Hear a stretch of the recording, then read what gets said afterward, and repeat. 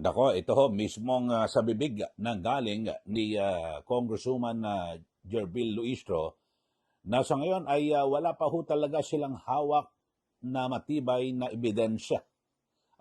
Dito po sa impeachment proceedings o impeachment case laban po kay VP Sara Duterte. So ito ho, talagang ito po ay isang napakalaking tanong. Kung wala palang ebidensya, bakit idineklara na sufficient in form and substance? Ito hong impeachment complaint laban po kay VP Sara Duterte. So grabe ho ito at ito ho ay isang anong tawag ho rito? Fishing expedition o talagang naghahanap. Ngayon pa lang ho sila maghahanap ng ebidensya kasi alam niyo ho ay kapag meron pong mga reklamo, titignan ko may sapat na ebidensya. Yung ano lang ho, hindi naman talagang detalyado, yung may kaunting basihan. Mga kababayan, halimbawa, ito magandang ehemplo sa checkpoint. Yung patakaran ho, mga kababayan, halimbawa, checkpoint, magbukas ka ng bintana, tingnan lang ho, okay na. Kasi kailan plain view, ano lang, yung makita lang kung ano lang. Bawal magbukas ng trunk, o ano man, di po ba? Pero, kapag merong nakita, halimbawa, sa trunk mo may tumutulong dugo o kung ano man, meron silang basihan, may dahilan para mag-imbestiga. At tingnan buo, yung buong sasakyan. Parang ganito rin ho, mga kababayan, kinukumpara ko lang Dito ho, ni katiting wala ho silang nabasihan. Hindi ho sinasabi na kinakailangan. Ngayon, ang binabanggit nga ho nitong si Congresswoman Luistro, na siyang chairperson ng House Committee on Justice, ang kanilang basihan dito sa unexplained wealth, yung hindi raw po may paliwanag na yaman ni VP Sara Duterte, yung kanilang naging basihan, yung teorya lang ho ni Congressman Terry Ridon. Mga kababayan, lahat ho tayo, may mga teorya ho tayo Kasi yung iba may teorya na di umano, may mga bayaran ho dyan, may mga kapalit Kung kaya talagang aktibo ho yung mga kongresista na miyembro ng House Committee on Justice, di umano ho yan, may mga aligasyon na may mga kapalit. Di lang ho natin kung ano ang kapalit. Kasi biri mo naman, mag-overtime ka. Naka-bakasyon ang dalawang kapulungan ng kongresos tapos kayo magtatrabaho. Sino kaya maniniwala na walang kapalit ho dyan? Di po ba? Pero ito, balikan ho natin. Maganda ho ito naging interview ni Manong Ted Filon. Dito ho kay Congresswoman Luistro at kung saan talagang lumitaw ho na wala pong kaebidensya pa. Yun po. Talagang alatsamba. Ito, pakinggan nyo ho, mga kababayan, panoorin, ito hong pahayag ni Congresswoman Luistro. Talagang, siguro yung mga bumoto ho, kabilang ho dyan sa 32 million na bumoto ho kay VP Sara, talagang mag-iinit po ang kalooban. Biruin nyo, wala hong ebidensya. Ang pinagbasihan lang, yung teorya, tsuri, sa pantaha, ano ba ito? Parang ano lang ho, parang kini po ano man, ni Congressman Terry Ridon. So, kitang-kita nyo na ho, yung galawan ho rito, mga kababayan. Ramdam nyo na kasi, kung ikukumpara mo sa naging impeachment complaint laban po kay Pangulong Marcos Jr., parang naging bulag ho sila. May mga ebidensya at pwede mong, halimbawa, kung tulad na lang sa korupsyon, yung mga sinasabing mali-maleta, may pwedeng basihan. Di ba? Halimbawa, parang binanggit ko kanina sa checkpoint, may nakita na ebidensya o may tumutulong dugo, ano yan? So, pwedeng buksan. Pero yung normal ho na checkpoint, bawal. Kasi kung ano lang nakita, kung wala, okay na. Dito ho, mga kababayan, kay VP Sara, sa kaso, wala ho nakita. Mismo si Congresswoman Luistro umamin. Ito, panoorin, pakinggan nyo ho, mga kababayan. Ito hong interview at maya kukomentaryohon ho natin yan at maghanda po kayo sa inyong mga magiging comment at damdamin dito po sa issue ito. Panoorin po natin. Ito pong si Ted Filon at yung kanyang interview kay Congresswoman Luistro. Ho ba ang mga grounds po para po sa impeachment ni VP Sara kasama yung unexplained wealth at saka daw po yung violations sa SAL-NT po ba? That is correct, Manong Ted. Okay. Ang claim po ng kampo ni VP Sara, no, na dito po sa aligasyon na ito, wala ngang ultimate facts. At ito nga daw po based on speculation and built on conclusion. Ano ho ang hawak ng komite based on the complaint na may nagpapatunay na totoo pong merong unexplained wealth ang BP at maging merong mga irregularidad sa kanyang SALN? Well, right now, Manong Ted, no, ang hawak lang natin ay yung naging manifestation ni Congressman Ridon, if you remember, the 2 SALN which were shared during the determination of sufficiency in substance of the third and the fourth impeachment complaint. No? Nevertheless, ayon sa ating mga justice members, hindi natin pwede i-expect ang mga complainants to have with them already this bank records, considering that they are protected by the bank secrecy law. No? As a matter of fact, maliwanag sa batas na itong impeachment cases, this is the only opportunity kung saan pwedeng mag-request ang complainant ng subpoena of bank records. That is through the compulsory processes power granted to the House of Representatives and even to the Senate. No? So, bagaman tama ka, Manong Ted, sa observation mo na kulang sa attachment. But the explanation to this, according to the members, they cannot avail yet of the bank record protected by the bank secrecy law.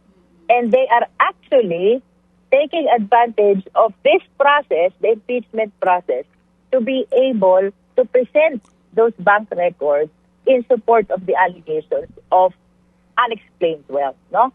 So, ito naman, in-explain na ni Cong Terry Ridon during his manifestation.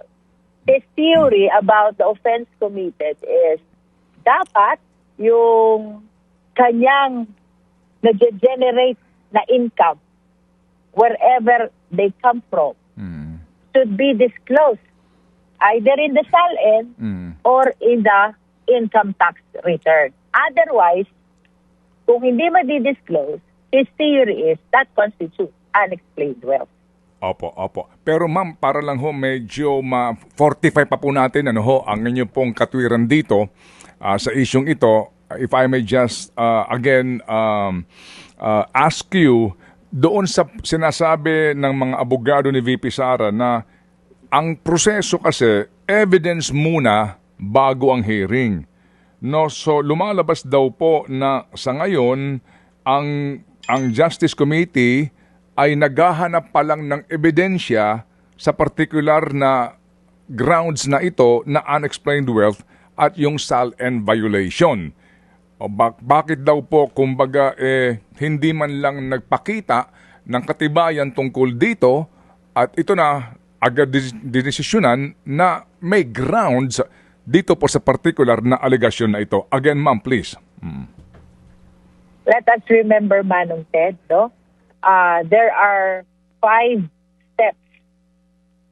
5 steps before the Justice Committee to complete the impeachment proceeding, no? Yung evidence na may be required dito, it's just reasonable amount of evidence.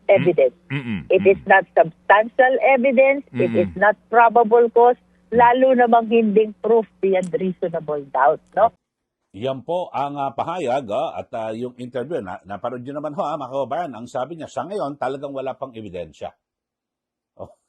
Pero itinuloy ho yung impeachment, mga kababayan. Pero ang sabi niya, kasi base raw po sa batas, kahit na wala pang ebidensya, nagpasya po yung mga miyembro ng House Committee on Justice. So sa kagustuhan lang pala nila na maituloy itong impeachment laban po kay VP Sara. Kasi sa aking pagkakaalam ho, mga kababayan, at kahit na itabi ho natin yung mga batas-batas na yan bilang pagrespeto sa mga bumoto sa Vice Presidente, siyempre dapat ipapa-impeach mo yan. Ano ang basihan? Dapat may ebidensya. Hindi ang basihan dahil sa kagustuhan ng mga miyembro ng House Committee on Justice. Maliwanag po, napanood nyo naman mga kababayan, di ba? Sabi ho ni Congresswoman Luistro na nagpasya yung miyembro ng komite na may sapat na basihan, no? At ang sabi, meron daw sufficient in form and substance. Kaya tuloy-tuloy itong pag-usad ng impeachment laban po kay BP Sara Duterte. Kaya patuloy na kung may question yung mga abogado po ni BP Sara Duterte. Sabi nga ho ni ni Attorney Michael Powa at isa po sa mga abogado at tumatayong spokesman sa yung team ho ng mga abogado ni BP Sara. Yun nga hindi ho nila kasi may sinasabi nga sui generis yung kakaiba ho itong impeachment na ito, no? Pero ang dapat ho na ginagawa naayon pa rin sa batas.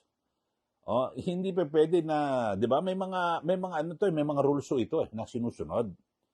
So hindi pa pwede na basta't may akusasyon, yun lang muna unahin tapos saka na ebidensya.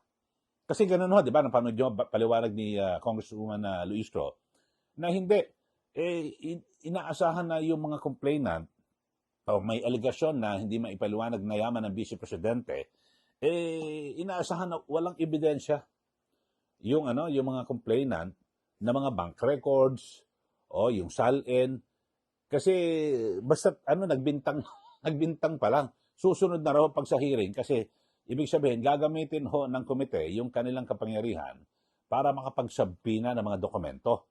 So birin nyo wala hong dahilan, wala hong ebidensya, basta magsasabina. So mag-aalatsamba ho sila rito mga kababayan. Anong klaseng katarungan ho ito?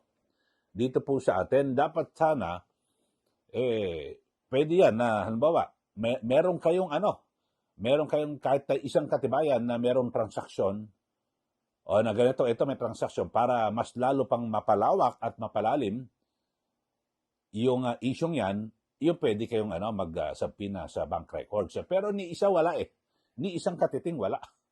So anong klase ho ito mga kababayan? Grabe ho ito. So dapat ho, kung mag-aakusa ka, meron kang ebidensyang hawak. Kahit na sabihin natin na hindi sobrang daming ebidensya. Kahit katiting lang ho. Ito wala ho ni katiting bilhin mo, sa unexplained wealth, yung Churi lang ho ni Redon. Kahit sinong tao meron Churi. Kanya-kanya ho, di ba? Hindi pa pwede na pagbasihan yon. So, dapat ay kung mag-aakusa ho tayo, maninira tayo ng tao, meron ka ebidensya, di ba? Kaya nga, di ba, merong tao na susugurin mo, binintang ka ng ganito, susugurin mo ano ebidensya mo. Kung wala ka maipakita ebidensya, di ba? Di pwede mong supalpalin kung ano man, di ba? Demanda. So, yun ho mga kababayan, ang masaklap po rito. Talagang pakahirap po, no? Namamayani ho ang dito. Talagang tama nga ho yung sinasabi ni Congressman Toby Chanco na gagawin daw po ang lahat, lalo na po ng itong mga kongresistang ito na nagkasala na dapat ho meron po silang pananagutan sa batas sa mga sinasabing aligasyon ng korupsyon, suhulan na nakatanggap ng mali-malitang pera. Talagang gagawin po nila ang paraan dahil para wag lang hong makaupo at manalo sa pagkapangulo, ito pong si BP Sara. Kasi sila po tiyak na mananagot to. Kasi sabi ko, 1,000,000% na hindi maareglo ito pong si BP Sara. Kaya lahat po nila ay gagawin. Dahil sa ngayon, ano pa ho sila, no? Nakakalaya, kilos ng maayos, no? Dahil kahit na sila po ay nagnakaw, nagnambong ng sangkaterbang pera sa taong bayan, wala pa ho sila. So, kung sakasakali manalo ang Vice Presidente bilang Pangulo, yun ho, tapos ho ang kanilang maliligayang araw. So, dito ho mga kababayan, matindi ang mga nangyayari dito po sa atin. Kasi ito, alam niyo ho, pag mga ganito ako, siguro naman yung ating mga maestrado ng Korte Suprema ay hindi naman po yan bulag at bingi. at hindi po papayag ang mga yan na manaig yung mga kasinungalingan at yung mga paglabag sa proseso at karapatan. Kaya dito ho talagang may basihan po yung binabanggit ho ng kampo po ni BP Sara na talagang double standards. May mga pagkakaiba, may tinitingnan at kinikilingan. Di po ba? Kasi ang dito ho, ang unang point dapat talaga yung constitutionality. Di ba? Ang dapat na manaig dito po sa proceedings na ito. At ang sinasabi, sa pananaw nga ho ng mga abogado ni BP Sara, talagang double standards. Nagkakaroon po ng ibang standards sa bawat kampo. Di ba? Kita nyo naman sa impeachment complaint laban po sa Pangulo. At talagang wala ho, kill ka agad dedo ka agad Wala na hong pinakinggan. Samantalang yung mga aligasyon at napakarami ho nagdudumilat ng mga may mga lumalabas po ng mga testigo, eyewitness di ba? Na kung saan ay talagang meron pong nangyari na nakawan. Tapos pati yung sa issue ho ng kidnapping kay dating Pangulo, sinasabing kidnapping di umano kay dating Pangulong Duterte. Yun, meron basihan, may mga ebidensya at merong mga testigo na talagang hindi po dumaan sa proseso, sa tamang proseso, yung pagpapatapon ho sa dating Pangulo doon po sa The Hague, the Netherlands, sa ICC. So yun may mga ebidensya ho ito, pero itong kay BP Sara ngayon, wala ho, theory lang ho ni Ridon. Anong klase ho ito, mga kababayan? So dito, kaya ang kampo po ni BP Sara, talagang sila po ay nagrereklamo dito po sa sinasabing double standards na ito. So yun ho mga kababayan. At kayo ho, kasi dito ho magkakaalaman ho mga kababayan Biri mo, gagamitin ng House of Representatives, ng House Committee on Justice, yung kanilang kapangyarihan para kumuha ng bank records na wala namang basihan. Wala hong basihan. Magpakita ho kayo ng kaunting o katiting na basihan, senyales. Ito ang ebidensya na pwedeng buksan Wala po So, alam mo, masamang pangitain po ito, mga kababayan. At ewan ko lang kung ang mga ganitong kabuktutan ay mananaig dito po sa ating bayan. Kaya talagang napakahirap po, mga kababayan, ng sitwasyon dito. Talagang, kaya nga, pag ikaw ay pinagkaisahan ng mga mandarambong na politiko, ewan ko lang Pero, siyempre, alam nyo naman ang kapalaran at ang Panginoon, alam nyo kung minsan hindi mawari, di ba? Biglang may mangyayari, di po ba? Dito po sa issue ito, katulad sa flood control, di po ba? Sino ba mag-aakala? Kasi nag-speech pa di ba, sa State of the Nation Address ni Pangulong Marcos Jr. Nung una, ay pinagmamalaki niya, hindi, meron kaming nasa 5,500 flood control projects kami. Yung ulan na yan, wala. Sa susunod na taon, wala. Matatapos na yan. Alam niyo ang ginawa ng Panginoon?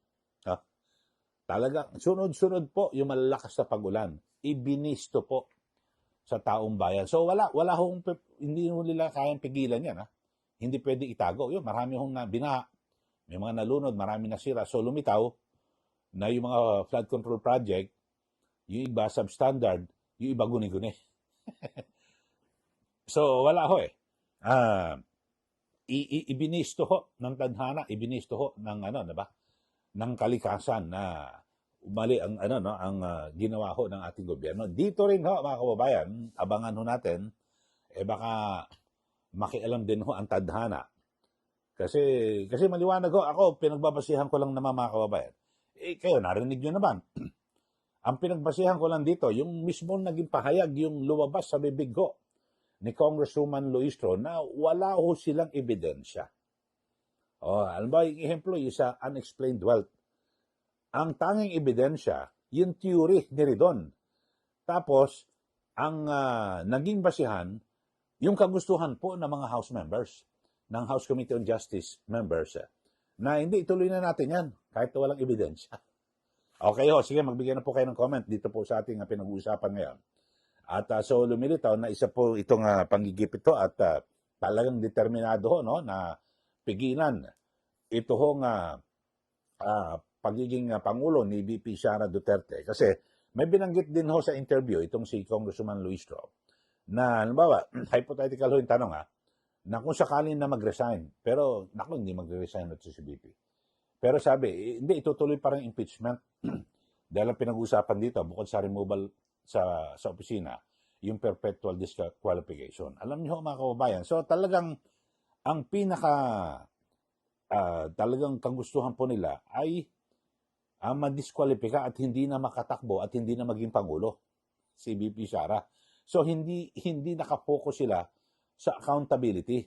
Kasi dapat po ang impeachment ay accountability, papanagutin ng isang opisyal kung siya po ay merong ginawang kapalpakan o kasalanan habang kanyang tinutupad ang tungkulin. So hindi pala.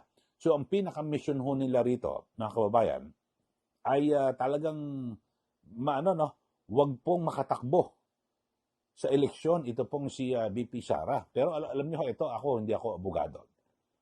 Pero nag-research ho ko nakalagay mga kababayan. Dito sa Article 7, Section 3, ay nakalagay ho mga kababayan, ay judgment in cases of impeachment shall not extend further than removal from office and disqualification to hold any office under Republic of the Philippines. Ibig sabihin ho nito mga kababayan, ito ho, yung Constitution authorizes two possible penalties. Ayan ho. Removal from office. Pangalawa, disqualification from holding any public office.